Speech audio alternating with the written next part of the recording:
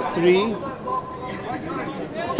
যুগের পর যুগ অপেক্ষা করে, প্রবাসে কষ্ট করে যে স্বামী একটি পরিবারকে সকল কিছু প্রোভাইড করে, সেই মানুষটি এবছর বা খুব তাড়াতাড়ি ফেরত আসবে এবং এসে একসাথে সংসার জীবন করবে। এই ছিল এস এম তারেক মহসিনের স্ত্রীর চাওয়া। আমি কথা বলে জেনেছি যে তিনি এই সময়টাতেই অপেক্ষা করছিলেন যে তারেক সাহেব রিটায়ার করে, মহসিন রিটায়ার করে চলে আসবেন। বাচ্চা ফার্স্ট ইয়ারে পড়ে কলেজে, সে বাবাকে রান্না করে খাওয়াতে চায়, বাবার সাথে সময় কাটাতে চায়। দেখা হয়েছে সেই 2 বছরের উপরে।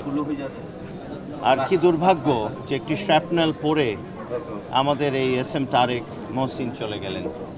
তার পরিবার এই দুঃখে নিপতিত হলো। মাননীয় প্রধানমন্ত্রী একজন মানবিক নেতা, তিনি মানবিক রাষ্ট্র তৈরি করতে চান এবং তার মানবিকতার কারণে এই পরিবারের পাশে বাংলাদেশ জাতীয়তাবাদী দল এবং এই সরকার, আমাদের সরকার পাশে দাঁড়িয়েছে। আমি চেষ্টা করেছি ব্যক্তিগতভাবে এবং আমার প্রধানমন্ত্রী, আমার নেতার পক্ষে আমি এই পরিবারের পাশে ছিলাম, আছি, থাকবো।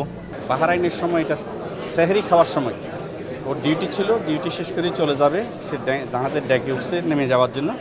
এমন সময় একটা ড্রোন ওই আকাশে ইনসাফট হওয়া, তার ডেস্ট্রয় হয়ে যাওয়ার পরে তার খণ্ডাংশ হয়েছে তার গায়ের উপর একটা অগ্নিকুণ্ডলীর মতো স্পটে সে মারা যায়। তার মাথার পিছনের অংশ পুরোটাই ডেস্ট্রয় হয়ে যায়। এপ্রিলের 2 তারিখ, দীর্ঘ 1 মাস আমাদেরকে অপেক্ষায় থাকতে হয়েছে এই লাশটা বাংলাদেশে আনার জন্য। তা আলহামদুলিল্লাহ লাশটা বাংলাদেশে আসছে।